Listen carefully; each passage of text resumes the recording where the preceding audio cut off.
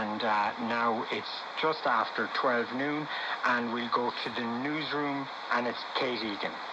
Thanks, Brendan. Following 2 weeks of discussions, the United Nations COP27 summit in Egypt has concluded with a landmark deal on funding to help vulnerable countries cope with devastating climate impacts.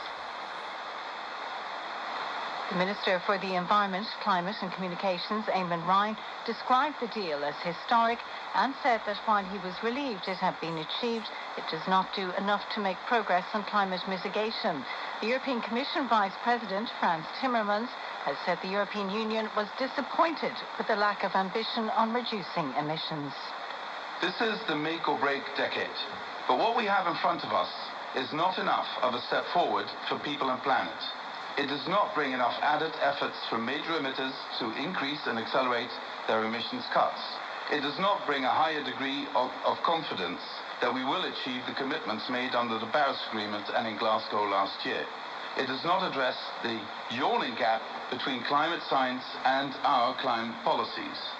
Ukraine's Russian-controlled Zaporizhzhia nuclear power plant has come under Ukrainian shelling, according to the Russian TASS news agency, citing Russia's nuclear power operator.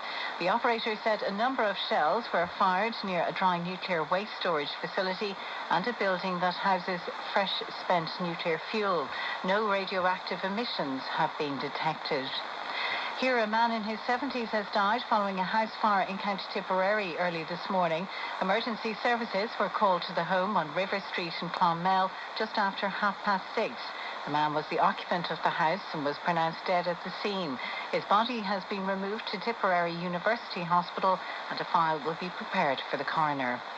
And the opening game of the World Cup is due to kick off this afternoon between host Qatar and Ecuador.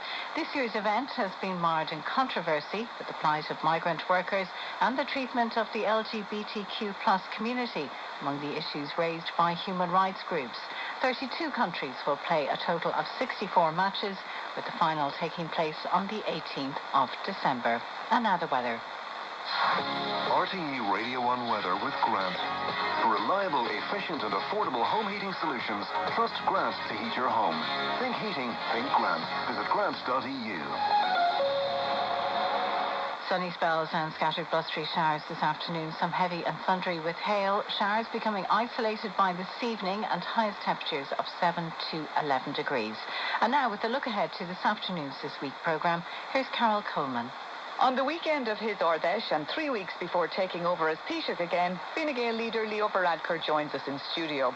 We'll hear from Qatar at the start of the World Cup, a report on winter in Ukraine with light and heat in short supply, a COP agreement, we get reaction, and do we need a state-building agency to deliver homes to more families?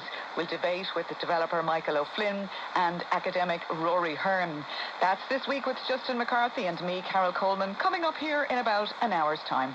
And that's all for now. Back to you, Brendan. Thanks, Kate. Listen, I just need to take a quick break and back in a minute, okay?